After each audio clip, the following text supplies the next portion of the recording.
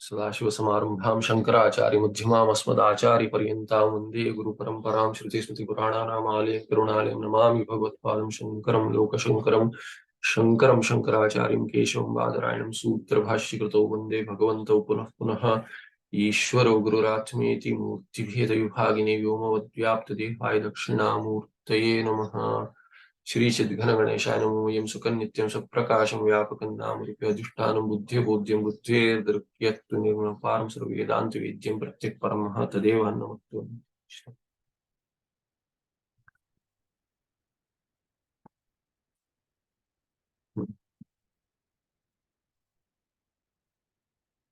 मुमुक्षुणा अनुष्ठेय कर्मणां निरूपणम। एक स्मरण आ गया, एक कहना था, एक त्रुटि थी।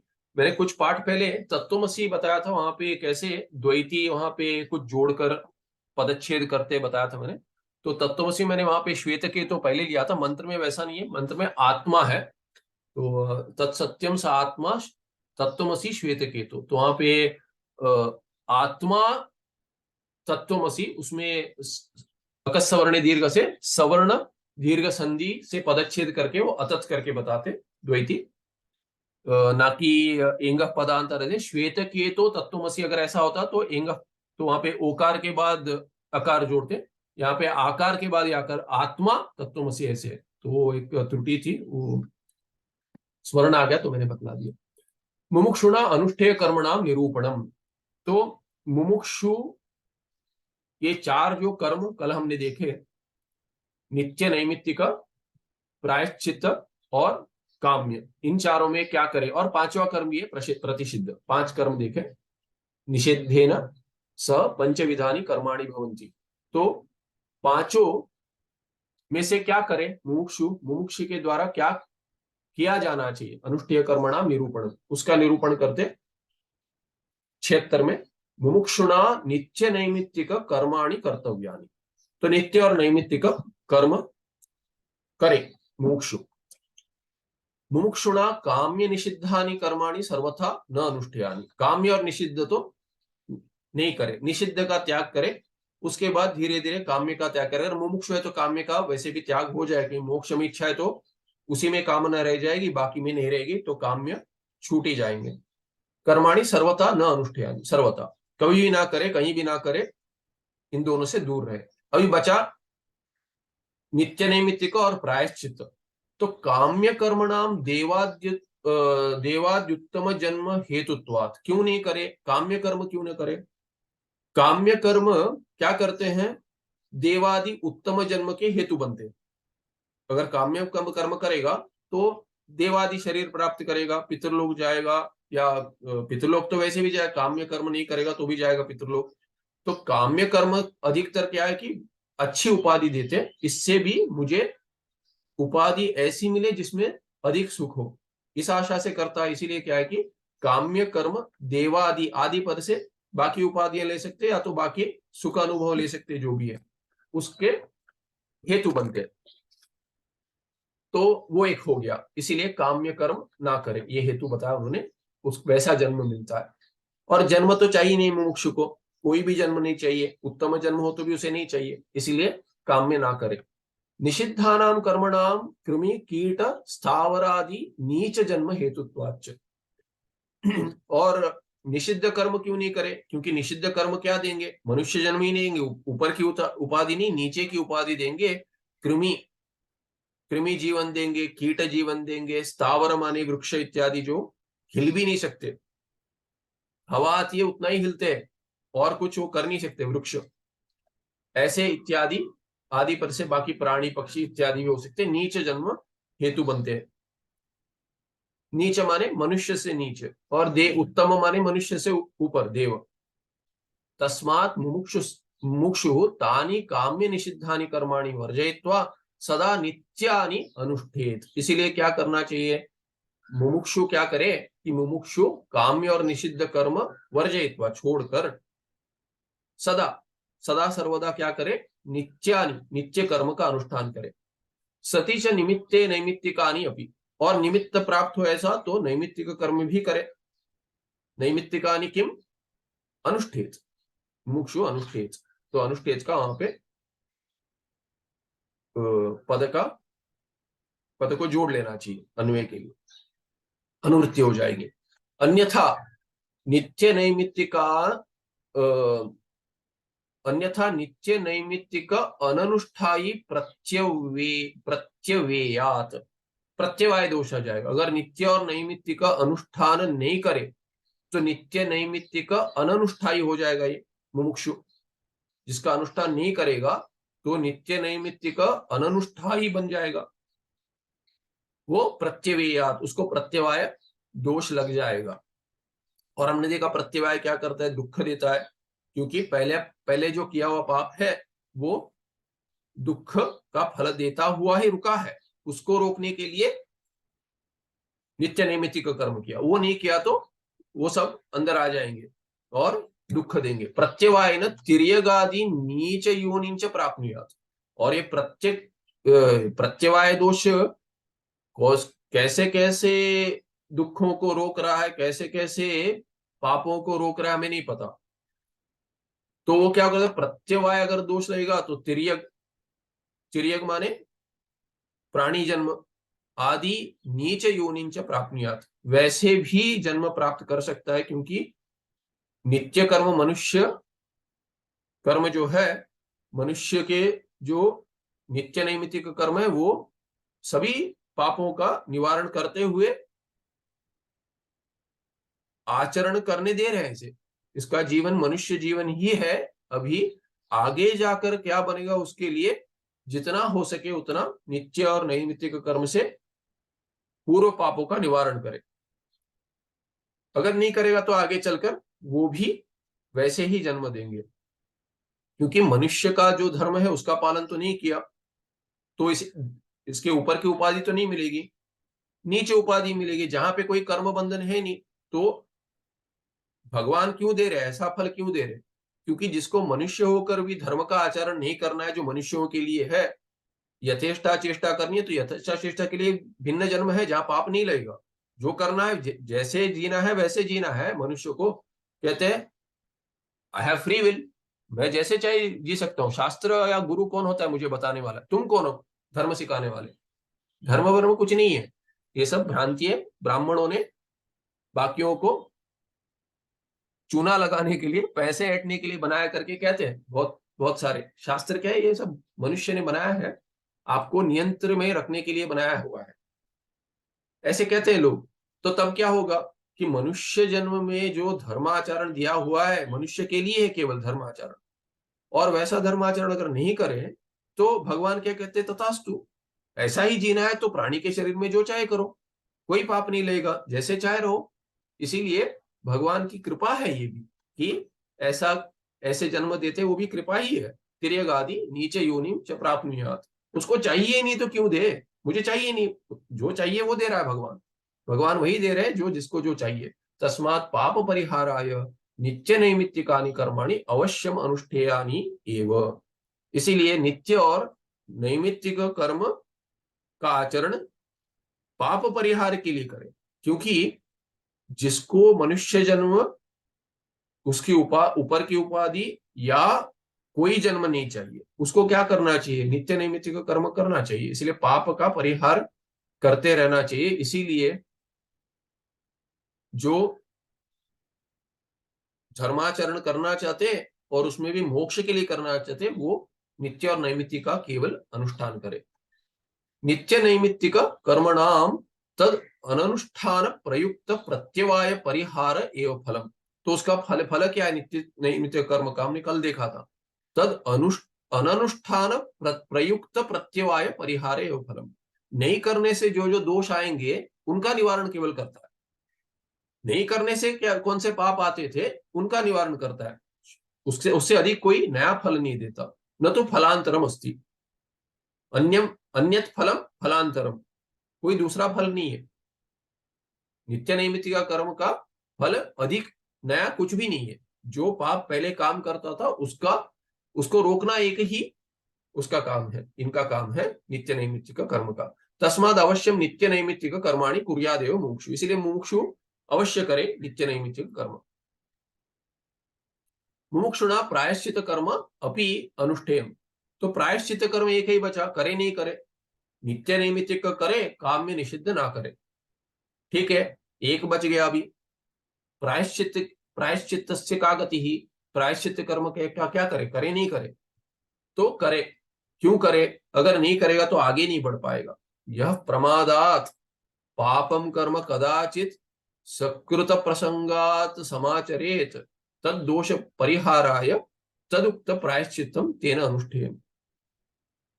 तो कभी कभी ये क्या हो जाता है कि प्रमाद हो जाता है। प्रमाद देखा हमने कल की, विस्मरण भी करना है उसका, अगर स्मरण नहीं रहा वो भी प्रमाद ही हो गया, और अगर इच्छा रहते हुए भी नहीं कर पाया तो भी क्या है, वो प्रमाद ही हो गया।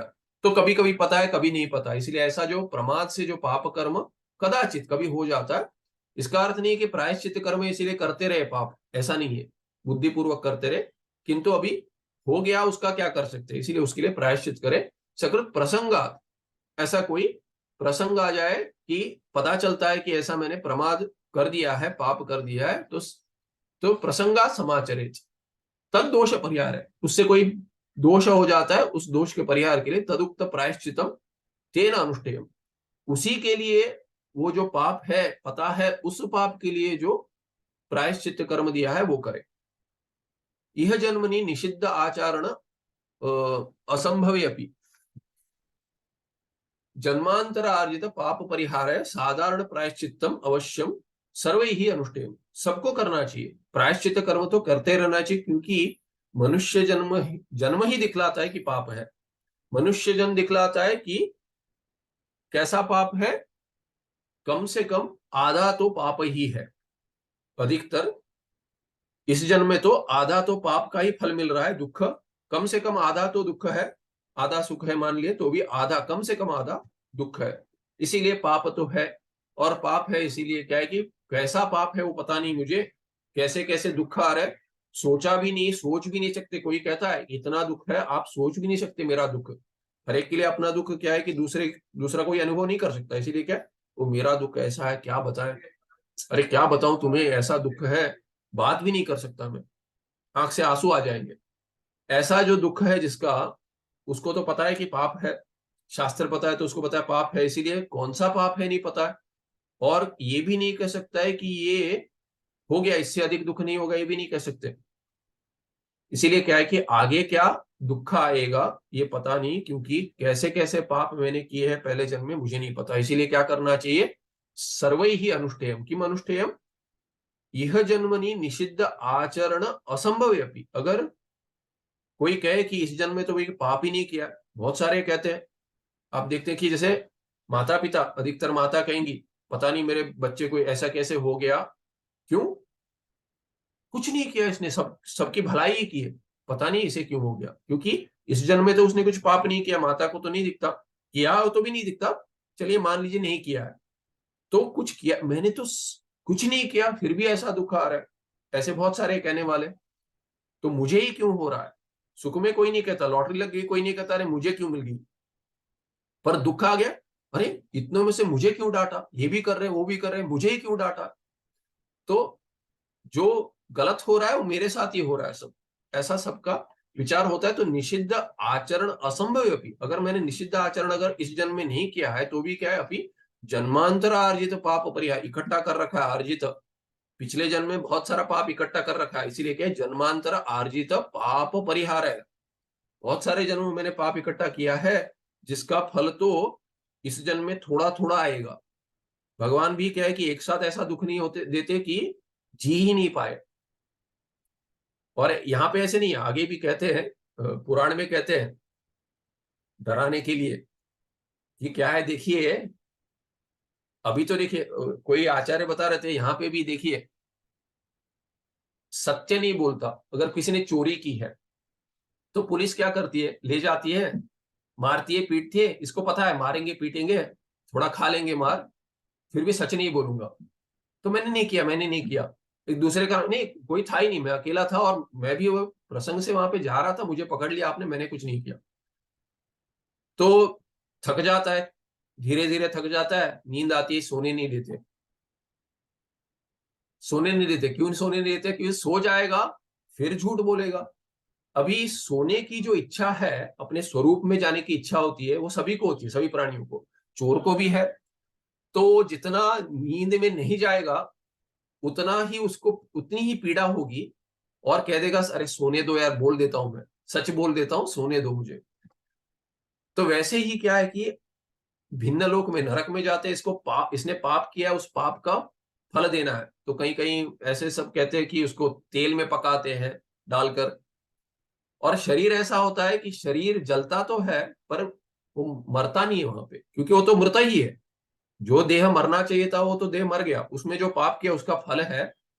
तो तेल, अगर आप गर्म तेल भी लग जाए तो जल जाता है शरीर, उससे अधिक हो गया तो इस शरीर में भगवान ने क्या दिया है, एक आशीर्वाद दिया है कि अगर पीड़ा अधिक हो, सहन ही नहीं हो पाता, तो क्या होता है कि विज्ञान से भी कहते हैं, शरीर अपना मस्तिष्क जो है वो बंद कर देता है, शरीर वो कोमा में चला जाता है। कोमा में चला तो कि होश नहीं रहता, उसको पता भी नहीं चलता कि अस्पताल ले गए उसको। पर वहां पे क्या है कि वहां वैसे वैसी अवस्था नहीं है, वहां पे उसको पीड़ा होनी चाहिए, उसको पीड़ा होनी चाहिए, इसीलिए उसका फल है, वो पाप का फल है नरक में। इसीलिए क्या है कि वो अगर नींद में भी चला जाए उसको जगाकर सोने नहीं देते और फल देते हैं, पाप का फल। ऐसे ऐसे क्रूर, हमें लगता है कि क्रूर है क्योंकि हमने जो किया वो हमें क्रूर नहीं दिखता, इसीलिए स्मरण नहीं रहता, इसीलिए निषिद्ध आचरण असंभव है अभी। अगर ऐसा निषिद्ध आचरण नहीं किया है तो भी क्या है, जन्मांतर आर्जित पाप परिहार है साधारण प्रायश्चितम अवश्यम सर्वे ही अनुष्ठेय। सबको ऐसा प्रायश्चित जो साधारण है, उपवास इत्यादि से हो जाता है, इसीलिए उपवास इत्यादि करते हैं। उससे अधिक पाप भी लगता है, अगर नहीं किया तो कुछ जो उपवास के दिन नहीं खाना चाहिए वो सब खाकर अधिक, क्योंकि पुराण कथा में बताते, समझाने के लिए नहीं खाना चाहिए, उसमें आके राक्षस बैठ जाते, अगर खाएंगे तो आप में वैसे उनकी उनके गुण आ जाएंगे इत्यादि से समझाते हैं। जिसको जो अभी अभी तो कोई राक्षस है नहीं, जिसने देखा नहीं कहता है ये सब राक्षस सब कथा है, ये स्वयं राक्षस है, देखेंगे जाए तो ये स्वयं राक्षस है, ये सब कुछ खाता है, इसको फर्क नहीं पड़ता। तो उसके लिए नहीं है, किंतु सर्वे ही अनुष्ठेयम, करना तो चाहिए, नहीं करते तो क्या करे शास्त्र। तो शास्त्र कहते, शास्त्र दिशा बता सकती है पर कान पकड़ के काम नहीं करा सकती शास्त्र। इसीलिए क्या है कि कहीं कहा है यस्य नास्ति स्वयं प्रज्ञा शास्त्रम तस्य करोति किम। जिसको अपनी प्रज्ञा नहीं, शास्त्र क्या करे उसके लिए। शास्त्र केवल पढ़ा पढ़ा कर समझा सकती है पर उससे अधिक तो कुछ नहीं कर सकती। प्रायश्चित्तम च द्विविधम, अभी प्रायश्चित भी दो प्रकार के हैं, साधारणम असाधारण चेती। कल बताया था कि साधारण भी होता है, असाधारण, कि कुछ पता है कि कैसा पाप है तो उसके लिए असाधारण, उसके लिए विशेष, असाधारण माने विशेष, उसी के लिए प्रायश्चित होगा। साधारण माने पता नहीं क्या पाप किया है, उसके लिए साधारण। अस्य पापस्य इदम प्रायश्चित्तम इति शास्त्रवीतम यत् तद असाधारण, इस पाप का ये निवारण है, प्रायश्चित है, ऐसा जो शास्त्र कहता है उसको क्या कहेंगे, वो शास्त्र से विहित है, उसको असाधारण कहेंगे प्रायश्चित। यथा पूर्वोक्त उपवास आदि, उपवास इत्यादि बताया था जो वही। सर्व पाप, ये नहीं प होना चाहिए, सर्व पाप क्षयाय शास्त्र विहितम प्रायश्चितम साधारण, और सभी पाप का जो निवारण होता है उसके लिए प्रायश्चित साधारण शास्त्र बताती है, शास्त्र से विधि दी जाती है। यथा गंगा आदि पुण्य तीर्थ स्नान ईश्वर नाम उच्चारण पंचाक्षरादि जप उपवास आदि, तो उपवास भी आ गया उसमें। पर कैसा उपवास, अभी देखिए यहाँ पे पूर्वोक्त उपवास आदि, ये उपवास कौन सा था, 3 दिन, एक ही उपवास बताया पहले। सन्यासी को 3 दिन उपवास करना चाहिए अगर द्रव्य अर्जित है, कुछ पाप किया हो तो ये क्या हो गया, ये असाधारण हो गया। पर सभी जो एकादशी उपवास करें, ये करें, शिवरात्रि उपवास करें, जो भी है, कोई जन्माष्टमी उपवास करते, बाद में 56 भोग लगाते रात को सारा दिन उपवास करके, तो वो भी उपवास ठीक है। तो वैसे उपवास होता है। तो जप इत्यादि, पंचाक्षरी हो, अष्टाक्षरी, या कोई इष्ट देवता का जप करते हैं, ये सब क्या हो गया, साधारण हो गया। और गंगा स्नान है, गंगा स्नान, गंगा यमुना इत्यादि तीर्थ स्नान करें, पुण्य तीर्थ में जाए, रामेश्वर इत्यादि, चार धाम यात्रा इत्यादि करते हैं।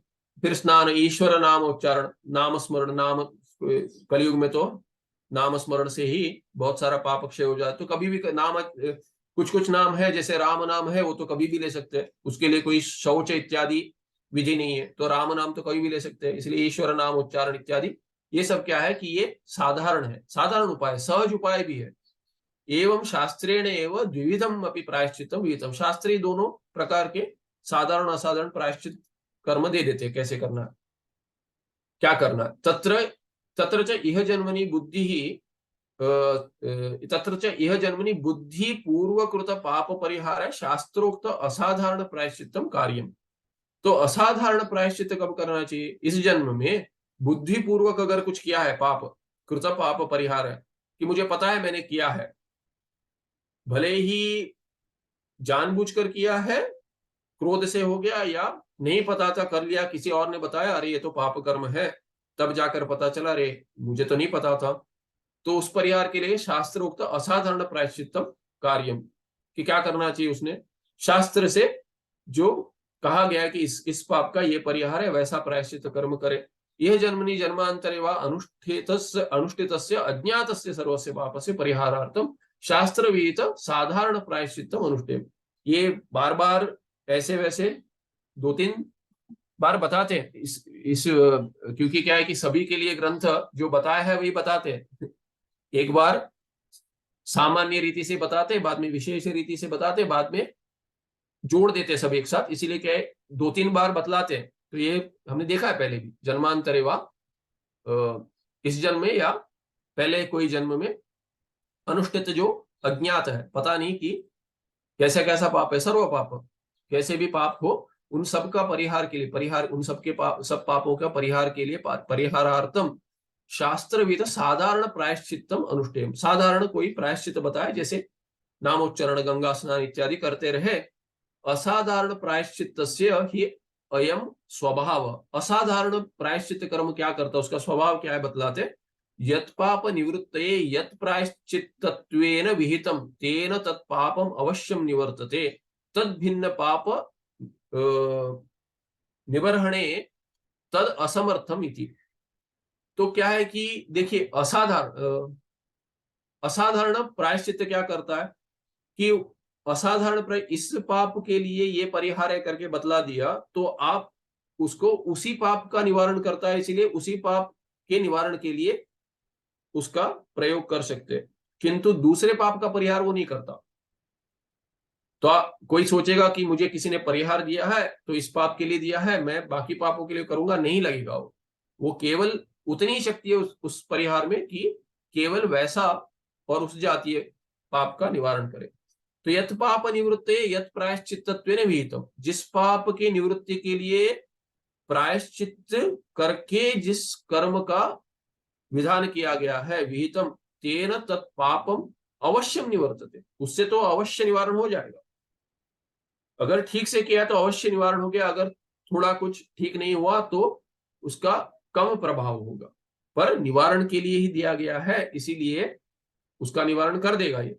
निवर्तते तेन तत्पापम अवश्यम निवर्तते तद भिन्न पाप निवर्हणे तद असमर्थम इति, उसका दूसरे पाप का परिहार नहीं कर पाता हो।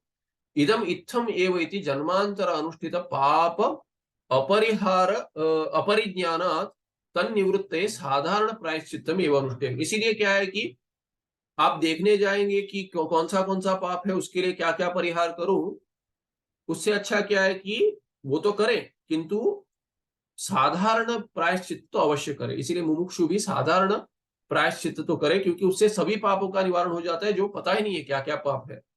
इत्थम इदम इत्थम एव इति, ऐसा पता नहीं कि ये ऐसा ही है। कहीं ज्योतिष को भी जाकर आप दिखा देंगे या किसी सिद्ध को भी, वो कहते हैं क्या क्या किया पता नहीं, पर बहुत सारा है, कुछ तो पाप तो है और अधिक है भी। कोई कह देगा अरे यहाँ पे तो गुरुद्रोह दिख रहा है, तो गुरुद्रोह के लिए क्या है कि उसके लिए कोई पाप का प्रायश्चित वो तो करे, नहीं तो अभी लग तो रहा है ऐसा है, पर ये भी लग रहा है वो भी लग रहा है, तो सामान्य करे। तो जन्मांतर अनुष्ठित पाप अपरिज्ञान, कि पता नहीं कि क्या क्या है, तभी क्या करे, तन्निवृत्त साधारण पाप निवृत्ति के लिए साधारण प्रायश्चितम एवं अनुष्ठेय। ये हो गया, तीसरी चौथी बार बता दिया उन्होंने। साधारण प्रायश्चित से द्विविधम फलम। अभी साधारण प्रायश्चित क्या करता है, दो प्रकार के फल देता है। साधारण प्रायश्चित्तेन सर्वाणि अपि पापानि निवर्तन्ते, सभी पाप का निवारण हो जाता है साधारण। ये अभी पूर्व पक्षी कह रहा है, होगा नहीं, पूर्व पक्षी कह रहा है। ये सब क्या है कि सामान्यतया हम भी मानते हैं, पर अभी वो कह रहा है कि सभी पाप का निवारण हो जाएगा। देखिए, क्योंकि क्या है कि साधारण प्रायश्चित्त क्या करता है, अज्ञात जो पाप है उसके निवारण के लिए। तो अभी आप सोचिए पाप कितना है, इस पर विचार करना चाहिए। अगर सत्य होता तो ज्ञान की क्या आवश्यकता है। उसका मन तो वही है। पूर्व पक्षी क्या कह रहा है, साधारण प्रायश्चित्त से अगर सभी पाप का निवारण हो रहा है तो वही करे, ज्ञान क्यों कर। आप नामस्मरण करते रहे, गंगा स्नान करते रहे, तीर्थ स्नान करें, दान इत्यादि करे, ये ज्ञान में कुछ नहीं रखा है। ये इस ग्रंथ के पीछे मत भागिए, आपका समय व्यर्थ कर रहे हैं। क्योंकि आपका जो जितने समय में आप नामोच्चारण कर लेते, ये सब व्यर्थ हो गया आपका, ऐसे वो कहना चाह रहा है। हम मानते हैं कि हाँ, जो जिस पाप का परिहार नहीं, जो पाप पता नहीं, उसका परिहार भी प्रायश्चित से हो जाएगा। किंतु पाप कितने हैं, अनादिकाल से कितने पाप होंगे। जितना पाप है उतना ही आपको कम से कम उतना तो परिहार करना पड़ेगा। तो जप आपको अगर जप कर रहे हैं, चलिए पंचाक्षरी जप कर रहे हैं मान लीजिए, कितना करना चाहिए। आजीवन करने पर भी अगर हम सोचे कि एक जन्म का पाप निवारण एक जन्म के नामस्मरण से हो जाए, अगर कहेंगे जप से, तो अनादिकाल से अनादिकाल के पाप तो एक जन्म के, अगर पूर्ण संपूर्ण जन्म में जब भी बोलना आ गया तब से माता ने बता दिया राम राम राम बोलते रहो, तो ये जन्म भर राम राम ही बोल रहा है, फिर भी एक जन्म का के पाप का निवारण हो जाएगा, सभी जन्मों का तो नहीं होगा। तो सिद्धांति पूर्व पक्षी कह सर्वाणि पापानि निवर्तन्ते तथा किमपि नास्ति, संभव ही नहीं है ये। पूर्व पक्षी बोल रहा है ये कि सभी पापों का निवारण तो हो जाएगा। तो पहले क्या देखिए, पहले आपको धीरे धीरे, ये मानते हो, हाँ हाँ मानते मानते, तब तो हो जाएगा। ऐसे आगे जाके कहते अरे आपने मान लिया, तब तो देखिए आपने ये मान लिया कि साधारण पाप का निवारण साधारण प्रायश्चित हो जाएगा। हम कहते हैं हाँ, सिद्धांति बैठा हाँ, कहते हैं हो जाएगा। तब जाकर होता है तो सभी पाप का निवारण हो जाएगा ना, तो ज्ञान की क्या आवश्यकता है। अरे नहीं नहीं रुको, ऐसे सीधे कूद मत जाओ, हो जाएगा मानते, पर आप सोचो कि कितना पाप कर्म है, उसके लिए कितना करना पड़ेगा। अधिकस्य अधिकम फलम, तो जितना पाप है उसके लिए उतना ही फल मिलेगा, तो आपको कर्म भी उतना ही करना पड़ेगा। कैसे कर लेंगे, अभी पूर्व पक्षी कहेगा अगले जन्म में भी करूंगा, ऐसे करते ही रहूंगा। अरे तो मुक्ति नहीं मिली ना आपको, हम तो इस जन्म में मुक्ति की बात कर रहे हैं। चलिए आप अगले जन्म में कहेंगे अगले जन्म मनुष्य का मिलेगा करके कहीं लिखा है, कौन से शास्त्र में लिखा है अगला जन्म मनुष्य का मिलेगा। आप तो स्वयं मान रहे कि बहुत सारे पाप है, तो उसमें कृमि कीट आदि जन्म मिलेगा तो क्या कर लेंगे, तिर्यक योनि मिल जाएगी तो क्या करेंगे, कुछ नहीं कर पाएंगे। और उसमें क्या हो जाएगा, वैसे वैसे संस्कार थे आपके और वैसे ही आचरण होगा, वहां पे धर्म नहीं है। तो मनुष्य जन्म अगर 4 जन्म के बाद मिल भी गया, या इसी जन्म के बाद ही दूसरा मनुष्य, तभी वो माता वही माता नहीं मिलेगी आपको जो आपको बचपन में कहे कि राम नाम जपो, तब क्या कर लेंगे। तब जाकर पता नहीं क्या जुआ खेलोगे और कितना कर्म करोगे, पता नहीं हमको। तो इसीलिए सर्व पाप का निवारण तो नहीं हो पाएगा। गंगा स्नानादि साधारण प्रायश्चित्तानि न केवलम प्रायश्चित्तत्वेन भवन्ति किंतु काम्यानि भवन्ति कामिनाम प्रायश्चित्त रूपाणि च भवन्ति पापक्षय। तो क्या कह रहे हैं कि गंगा स्नान इत्यादि जो साधारण प्रायश्चित्त है, न केवलम प्रायश्चित्तत्वेन भवन्ति, वो केवल प्रायश्चित्त ऐसे ही नहीं है, किंतु काम्यानि भवन्ति कामिनाम, अगर कोई काम्य कुछ चाहता है कि इसके लिए संकल्प कर सकता है, इसके लिए देखिए कोई आप देखेंगे कि पाप निवारण के लिए तो करते हैं, दुख निवारण के लिए, पर आपने देखा होगा मैं ऐसा संकल्प करता हूं, कोई क्या कहते हैं उसमें कि जैसे अरे अगर इतना धन मिल जाए तो मैं तिरुपति में इतना दान करूंगा, या वो तीर्थ में जाकर आ जाऊंगा। कोई कोई अभी बहुत सारे हैं जिन्होंने तिरुपति के वेंकटेश जी को, क्योंकि मंदिर में जो प्राण प्रतिष्ठा हुई है वो तो स्वयं वेंकटेश जी है, उनको अपने धंधे में भागीदार बनाया, परसेंटेज परसेंटेज पार्टनर। ऐसे बहुत सारे हैं कि 1% पार्टनरशिप उनकी भी है, कागज में होता है कि जितना हम कमाएंगे उसका 1% वहां जाएगा, तो 1% उनका पार्टनरशिप में होता है उनका। और क्योंकि है, क्योंकि धर्मशास्त्री माना गया, और इसमें भी क्या कहते हैं कि कायदे कानून से भी क्या है कि वो जो देवता है मंदिर में, वो स्वयं है, उनको माना जाता है कि वो है, और इसीलिए क्या है कि वो अ, उनका भी ये हो सकता है कि उनकी संपत्ति इत्यादि हो सकती है। तो ऐसे भी है। तो अभी कोई कोई कहता है कि तो काम में करके करेंगे, अगर तिरुपति तीर्थ दर्शन के लिए जा रहे हैं तो प्रायश्चित हो गया। कोई कहेगा कि अगर ऐसा इतना धन मिल जाए तो मैं वहां जाऊंगा, या कोई कहता है कि मैं पाद यात्रा से इतना दूर जाऊंगा, कोई ऐसे संकल्प करता है। तो वो सब क्या है कि अगर सामान्य प्रायश्चित में आते, ऐसा नहीं कि प्रायश्चित के रूप में संकल्प करके कोई कह सकता है कि मैं ऐसे ऐसी जगह जाऊंगा, वहां जाऊंगा, यहाँ जाऊंगा। दान करना तो एक है, फिर ऐसा ऐसा कर्म करूंगा। तो काम्य भी हो सकता है कि संकल्प करता है कि मुझे ये मिल जाए तो करूंगा, माने क्या, ये काम्य हो गया, इसी के लिए मैं कर रहा हूं। या कोई कह सकता है कि मैं इतना सब कर दूंगा, आप मुझे ये दे दो, पहले ही कर देता है काम्य। कर तो कहता है कि मैं संकल्प करता है कि मैं जप कर रहा हूं, तो ये जप साधारण है, तो बोलते हैं कि मैं पंचाक्षरी जप इसके लिए कर रहा हूं कि मुझे ये मिल जाए, तो काम्य हो गया। तो कामिनाम काम्यानि भवन्ति प्रायश्चित्त रूपाणी च भवन्ति पापक्षय। तो उसका पाप भी चला जाएगा, और उसे उस संकल्प में उसने मांगा है तो वो भी मिल जाएगा, अगर उस देवता की क्षमता है देने की। वैसे वैसे देवता वो वैसा वैसा फल देते हैं, तो वो सब देखकर कोई काम्य कर्म भी कर सकता है। प्रायश्चित कर्म भी होता है वो, और काम्य भी होता है। गंगा स्नान ईश्वर नामोच्चारणा दीन दीनी उत्तम देवादि लोक प्राप्ति हेतुत्वेन शास्त्र विहितत्वात् काम्यानि। तो गंगा स्नान ईश्वर नामोच्चारण आदीनी, आदि पद से इत्यादि जो भी लिया, जो विहित कर्म है प्रायश्चित के लिए, उत्तम देवादि लोक प्राप्ति हेतुत्वेन शास्त्र विहितत्वात् काम्यानि। तो उत्तम देवादि लोक प्राप्ति के लिए साधन बनते हैं, इसीलिए क्या है कि वो काम्य भी हो गए। और पाप परिहार के लिए भी दिए हुए, पाप परिहार विहितत्वात् प्रायश्चित रूपाणी अपि। तो प्रायश्चित भी दो काम करते हैं, काम्य फल भी देते हैं और प्रायश्चित पाप निवारण भी करते हैं। यथा अश्वमेध क्रतुः ब्रह्म हत्यादि पापम निवर्तयति। तो अश्वमेध की किसके लिए कहते हैं, अश्वमेध प्रायश्चित कर्म भी है, और अश्वमेध इंद्र पदवी तक भी जा सकती है, तो काम्य भी हो गई।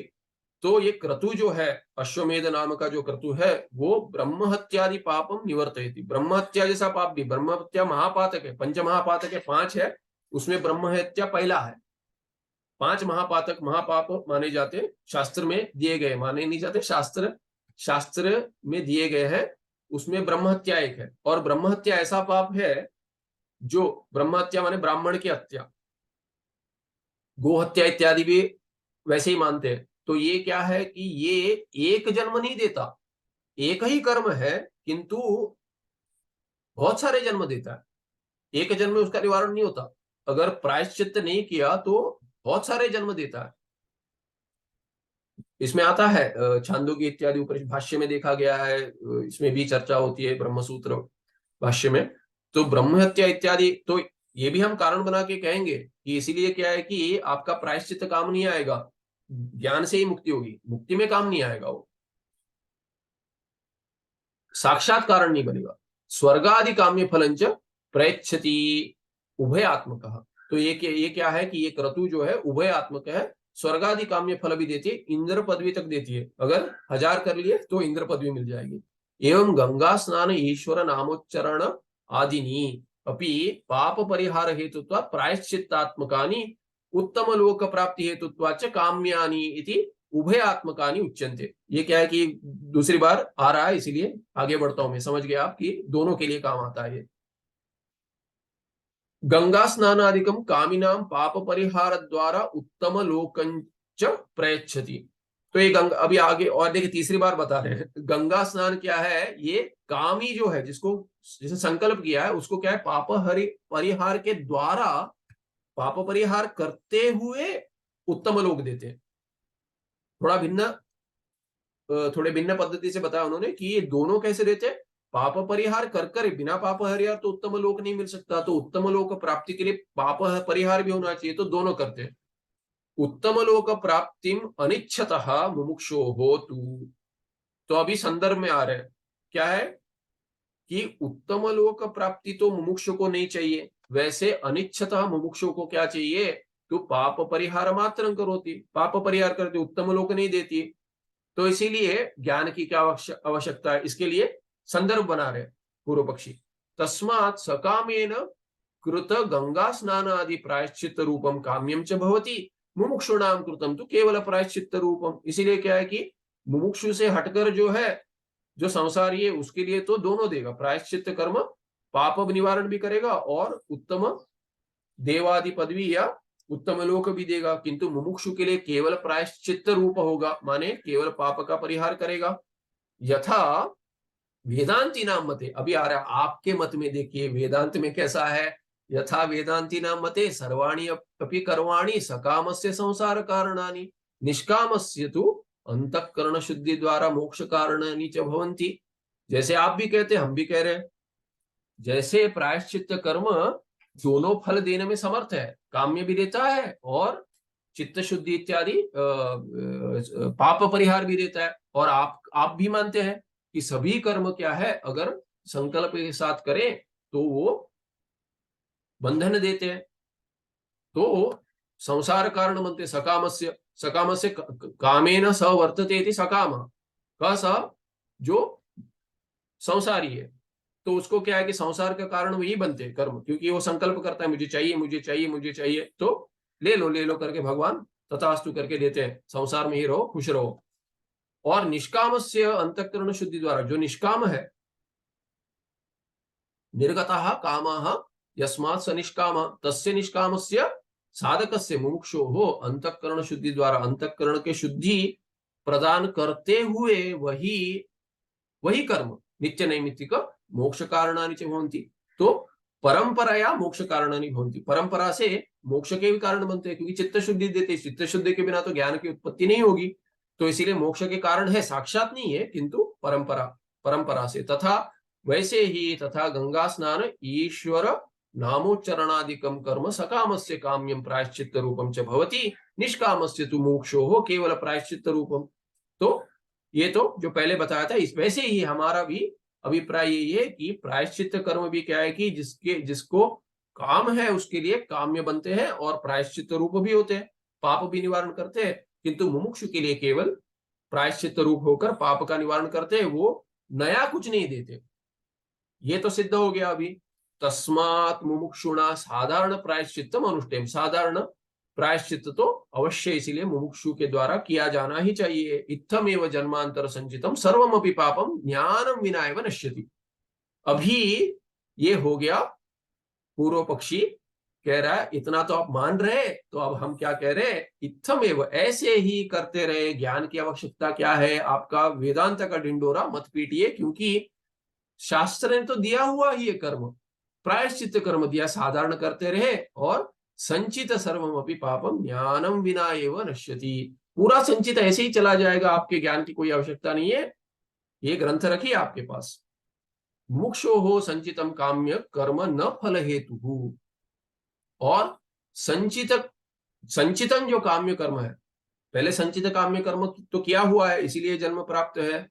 और ये जन्म तो क्या है कि संचित से थोड़ा काट कर एक निवाला दिया है कि इसका भोग कर लो, बाकी आएगा आगे, इसीलिए कि संचित से एक प्रारब्ध का निवाला दिया है और संचित बचा हुआ है, काम्य कर्म के रूप में बचा हुआ है, वो मुमुक्ष के लिए फल का हेतु नहीं बनता, कह रहा है पूर्व पक्षी। क्यों नहीं बनता भाई? किंच मुमुक्षो जन्मांतर अनुष्ठितानि काम्य कर्माणि वंध्यावत फलम न प्रसूवते, वंध्या का पुत्र नहीं होता, वैसे ही ये मुमुक्षु के जन्मांतर जो अनुष्ठित संचित कर्म है, काम्य कर्म, वो वंध्या पुत्र जैसे पुत्र का उत्पादन नहीं करते, वंध्या जैसे हो उसके बच्चे नहीं हो सकते, वो और प्रारब्ध नहीं दे सकते, जन्म नहीं दे सकते मुमुक्षु को। क्यों? यथा वेदांत सिद्धांत, जैसे आपके सिद्धांत है, हम उसी को लेकर कहते हैं, आपको समझाते हैं, आपके ही शास्त्र लेकर समझाते, कहता है पूर्व पक्षी। यथा वेदांत सिद्धांते कर्मानुष्ठान काले सत्यामेव फलेच्छायाम तत्कर्म स्वर्गादि लोक प्राप्ति हेतु भवति, फलेच्छा भावे तो स्वर्गादि फल प्राप्ति हेतु न भवति।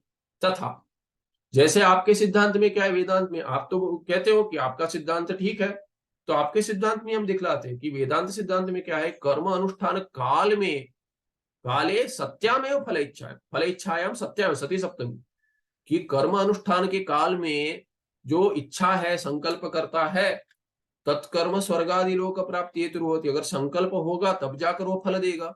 आप तो क्या कहते हैं, बिना संकल्प कर्मयोग बतला देते आप कि ईश्वर अर्पण बुद्धि और क्या है कि प्रसाद बुद्धि से हम लेंगे जो फल मिलेगा। तो हम क्या कहते हैं, ये कर्म नहीं रहा, कर्म योग बन गया, कोई फल नहीं देगा, आप तो स्वयं कहते हैं।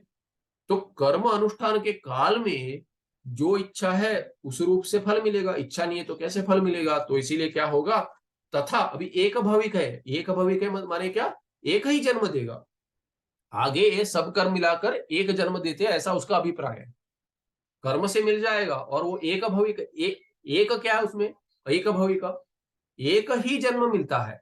सभी कर्म मिलाकर इस जन्म का जो कर्म है वो संचित बनेगा और एक कर्म देगा, एक जन्म देगा। अगले जन्म का जो संचित है वो सब आगामी मिलकर संचित सब मिलकर एक ही जन्म देगा। तो इसीलिए वो उसका मत है एक ही जन्म मिलना है। तो इसीलिए क्या है कि अभी मैं कोई कर्म कर रहा हूं, मुमुक्षु हूं मैं संकल्प ही नहीं करूंगा तो संचित कोई फल नहीं देगा। ये आगामी कर्म जो है, अभी जो कर्म उत्पन्न होगा वो जाके संचित बनेगा ना। संचित तो कुछ है नहीं, वो कहता है वो जाकर संचित बनेगा।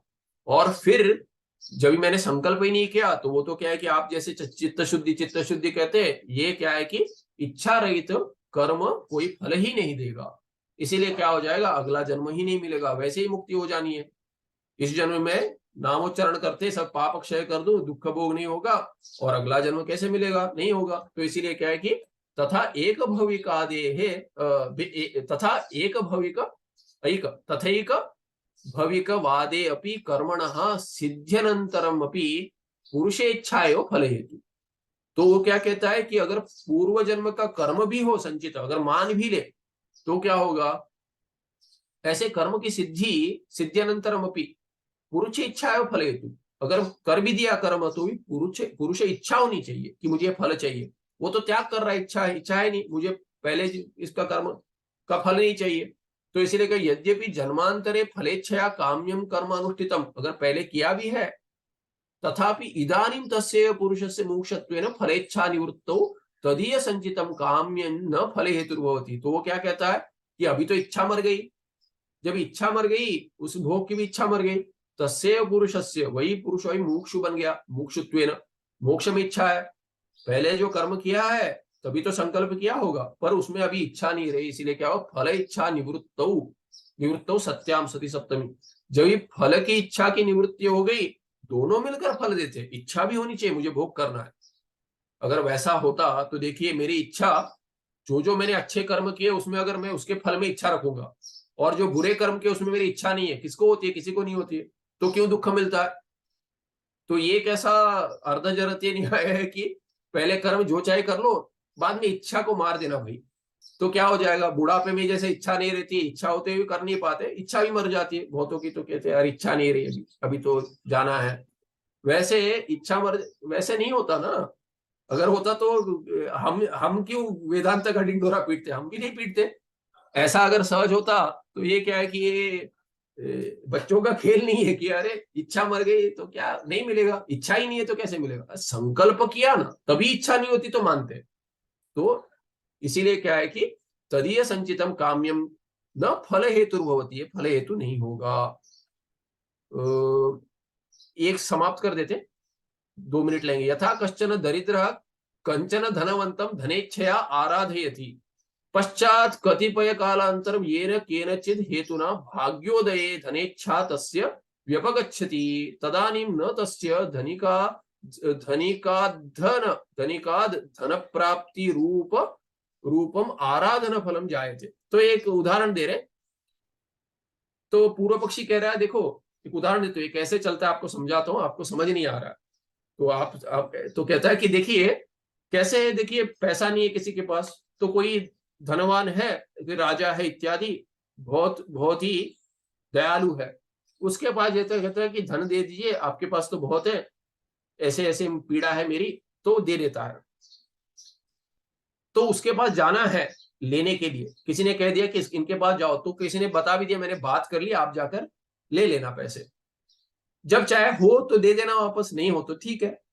वैसे उनके पास तो बहुत धन है। तो ये कश्चन दरिद्र कंचन धनवंतम धनेच्छया आराधयति, प्रार्थना तो कर लेता है, तो धनी कहता है ठीक है देते हैं, अभी आए हो तो निकाल के रखता हूं, ले जाना।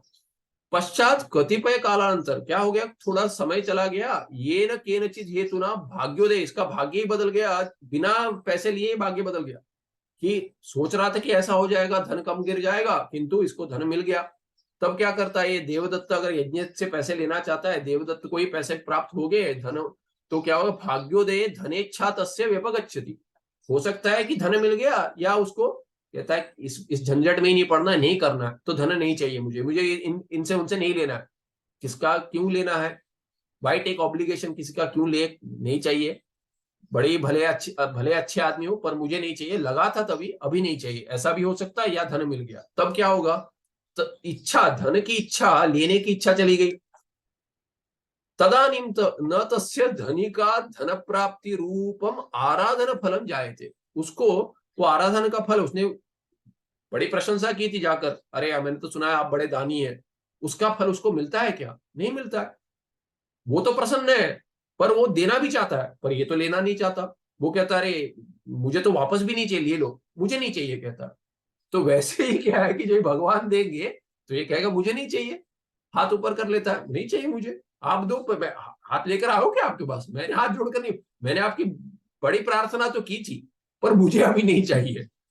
देखिए कितना सहज उपाय है, आप वेदांत, ये तर्क इत्यादि व्याकरण, व्याकरणम क्या करणम, कहीं हिंदी में कहते हैं जोड़कर, हिंदी संस्कृत भेल बनाकर, व्याकरणम क्या करणम, नहीं नहीं चाहिए, ठीक नहीं है ना, ये वो हिंदी वाक्य है ना संस्कृत वाक्य है।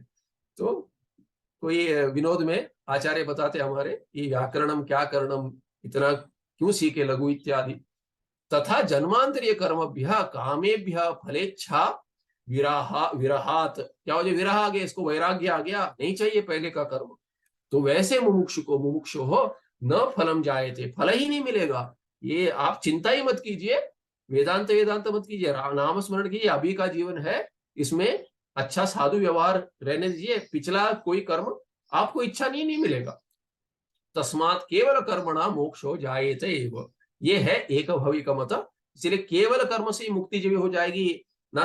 कोई उधर एकदेशी बैठा है, एकदेशी कहता है कर्म के साथ ज्ञान भी जोड़ दो, वो भी कहेगा कि कर्म के साथ केवल कर्म से नहीं होगा भाई, केवल ज्ञान से भी नहीं होगा, दोनों मिला दो, जोड़ दो, अधिक से अधिक फलम अधिकम फलम, तो दोनों जोड़ दो। ये कह रहा है कि विद्या भी नहीं चाहिए, ज्ञान ही नहीं चाहिए, जोड़ना तो छोड़ो, केवल ज्ञान से नहीं होगा, ज्ञान चाहिए ही नहीं, केवल कर्म से मिल जाएगा, इच्छा का त्याग कर दो बस। तो ऐसे बहुत कहने लगे कि क्या है कि मोह क्षय मोक्षा, ऐसे भी कहने वाले मोह ही नहीं है मुझे, अगर कोई मोह नहीं है तो ऐसे ही मोक्ष मिल गया, आनंद है मेरा तो। पर सिद्धांति कहेगा कि ठीक है, आपको अभी आनंद भी मिल रहा है, मान लेते हैं, अभी आप अपने आप को मुक्त भी मान रहे हो, अगला जन्म नहीं होगा, ये नहीं होता, ये नित्य नहीं है, इसीलिए ज्ञान, केवल ज्ञान से मुक्ति होगी, न ही समुचित से ज्ञान से, और ना ही केवल कर्म से।